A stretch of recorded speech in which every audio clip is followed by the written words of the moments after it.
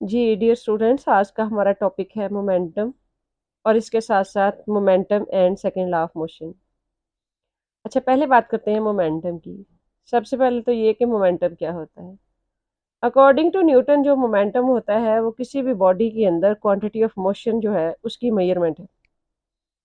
अब quantity of motion क्या है? क्वांटिटी ऑफ मोशन को हम इस तरह से समझ सकते हैं कि अगर फर्ज करें कि एक ही स्पीड के साथ, जैसे 50 किलोमीटर पर आवर के साथ एक मोटरसाइकिल जा रही हो और इसी स्पीड के साथ एक हैवी गाड़ी जैसे कोई ट्रक वगैरह जा रहा हो 50 किलोमीटर पर आवर के साथ, तो आप खुद सोचें किसको रोकना ज्यादा मुश्किल है। जाहिर है जो ट्रक है वो ज्यादा हैवी है, उसको रोकना ज्यादा मुश्किल है क्योंकि उसका मास ज्यादा है।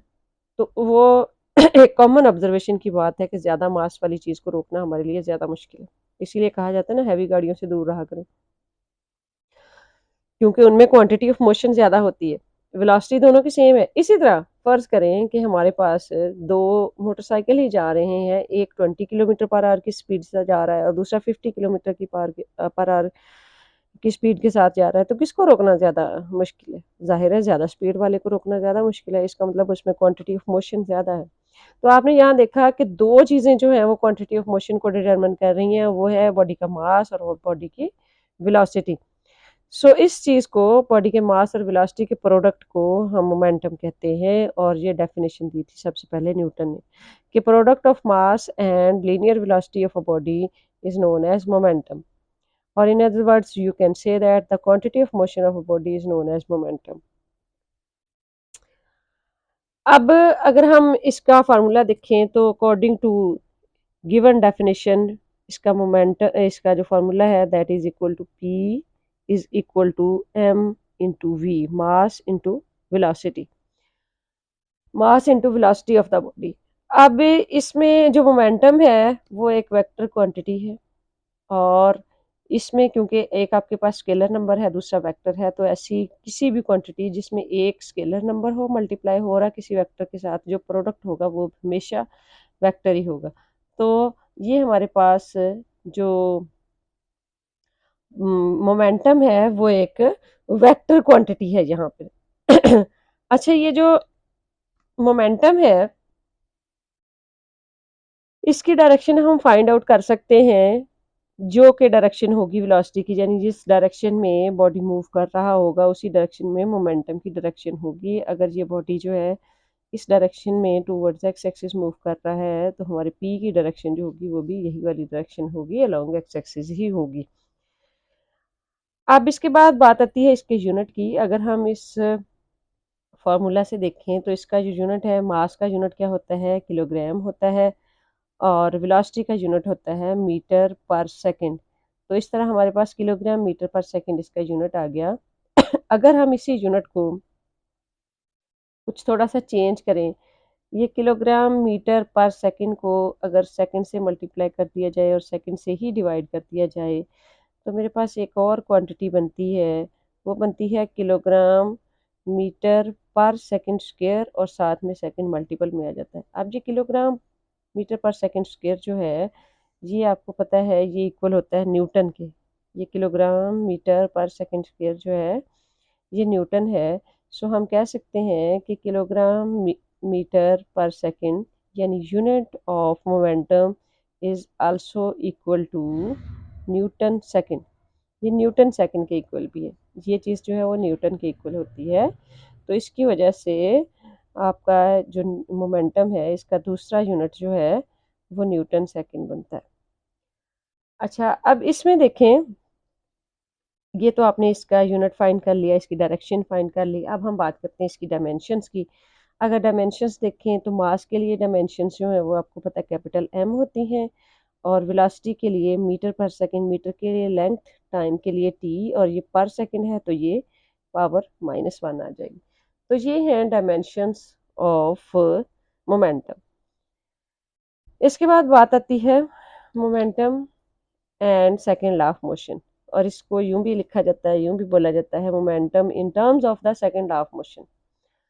अब according to second law of motion आपको पता है एफ इज इक्वल टू होता है एम ही। अब हम इसमें इसी की बात करेंगे कि अगर आपको ये आए कि state the momentum in terms of second law of motion, तो देन आप उसमें अगर हम उसकी स्टेटमेंट देखें तो उसकी स्टेटमेंट ये बनती है कि this is the time rate of change of momentum of a body is equal to the applied force.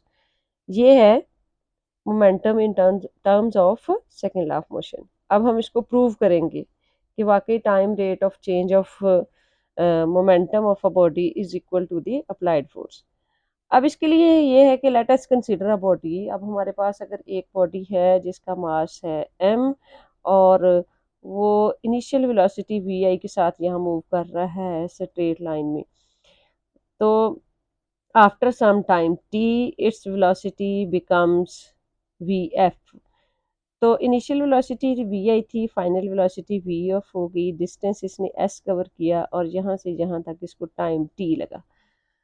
तो इस तरह से इसमें जो एक्सेलेरेशन प्रोड्यूस हुआ वो एक्सेलेरेशन इक्वल होगा v f minus v i over t. अब according to second law of motion, Newton जो सेकेंड लॉ है, सेकेंड लॉ के according f is equal to होता है एम ए। ठीक है, अब ये हमारी फर्स्ट इक्वेशन है और ये सेकेंड इक्वेशन है। अगर हम सेकेंड इक्वेशन से एक्सेलेरेशन की वैल्यू निकालें और उसको फर्स्ट में पुट कर दें, या आप इसी में सेकंड में ही हम एफ में पुट कर देते हैं एक्सेलेरेशन की वैल्यू एफ, एक ही जगह पे आप ये पुट करेंगे v f minus v i over t. यहाँ पे मैं ना इसके ऊपर सिंबल्स नहीं लगा रही, आप लगा भी सकते हैं, अगर ना भी लगाएंगे क्योंकि हम यहाँ पे सिर्फ मैग्नीट्यूड की बात करेंगे तो इसलिए हम यहाँ पे सिंबल्स ना भी लगाएं तो ये चल जाएगा। अच्छा जी, अब यहाँ पे f आपका इक्वल आ गया इसके। अब t को आप इधर क्रॉस मल्टीप्लाई कर दें, लेकिन उससे पहले आप m को इन दोनों के साथ मल्टीप्लाई करें, m v f minus m v i. अब ये एम वी एफ क्या है? Final momentum. M v i क्या है? Initial momentum. और over time t this is equal to f। अब यहाँ से ये देखें, ये है final momentum minus initial momentum. तो फाइनल माइनस इनिशियल को हम कहते हैं change in momentum delta p with respect to time T.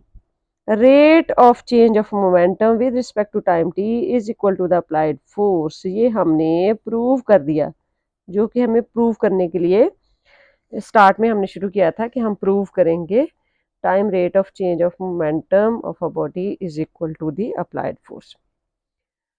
अब नेक्स्ट हम बात करते हैं, यहाँ पे हमारे पास जो ये वाला रिलेशन है हम इसी को आगे लेके चलेंगे, लास्ट वाले रिलेशन को, इसको।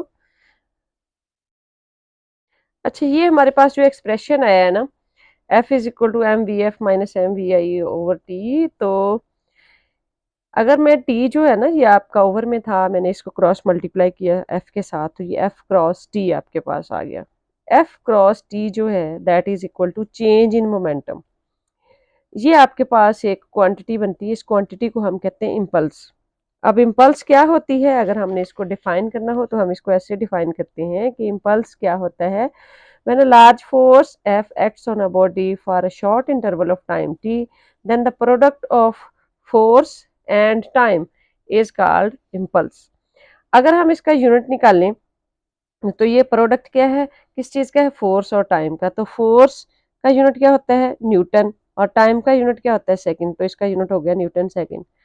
अब यहाँ पे बच्चों अभी देखें, अभी हमने एक और पीछे मोमेंटम का यूनिट निकाला था, वो भी न्यूटन सेकंड था, और यहाँ पे आपके पास इम्पल्स का यूनिट भी न्यूटन सेकंड आता है।